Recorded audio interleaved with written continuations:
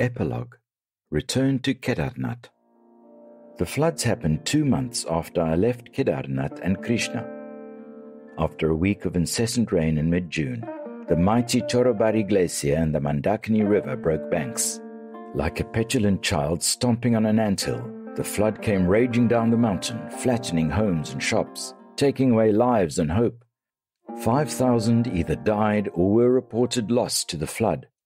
When I left Kedarnath in April, Krishna had given me a few thousand rupees which he had saved over the years. My protest that he had done more than I would ever be able to pay him back did not matter. Thanks to Krishna's kindness, this madman who had squandered away happiness and sanity now had hope and dreams. When I reached the plains, I tidied up. A gaunt, bruised, but presentable human emerged from under the layers of grime and matted hair. It is amazing how the body heals after so much abuse. The mind, it takes a little longer. I bought some cheap but decent clothes. I took the train back to Chennai, my hometown. This time I did not wander the streets. I had been racking my brain to find friends who would understand. I narrowed in on one. Prashant, my classmate who had given me his better fish all those years ago, was the one I would reach out to. When I was still in the USA, we had been in touch. He had journeyed through life as an Air Force pilot and finally found work as a government census employee in Chennai. I felt he would listen and that he would not judge. I was right. I found Prashant by walking to the census office and asking for him. It took a while for him to recognize me. It was a time of long embraces and unfettered tears.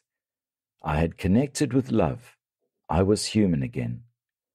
Prashant took me into his home without a second thought. After 3 years of roaming the streets and sleeping out in the open, I found the comfort of closed rooms scary. Even the mundane things, sleeping on a cushioned bed or using the toilet without having to look over my shoulder, seemed uncomfortable. Reintegration into the old way of living was going to be a work in progress. I would get there. But there were many gaps that needed to be filled in. The first and painfully bitter update I received was that my father had passed away 2 years ago. While I was sleeping on some roadside or temple, my father died alone in his house. I thought of how much regret and pain I must have caused him. I wondered what his dying thoughts would have been. Would he have wept in resentment? Would he have regretted his actions? If only I had not walked away from the house on that fateful night I returned from America. Once again, the could-have-beens and should-have-beens came ramming at my door. But I had just been through 3 years of hell walking a very dark path. I was determined not to go down that road again.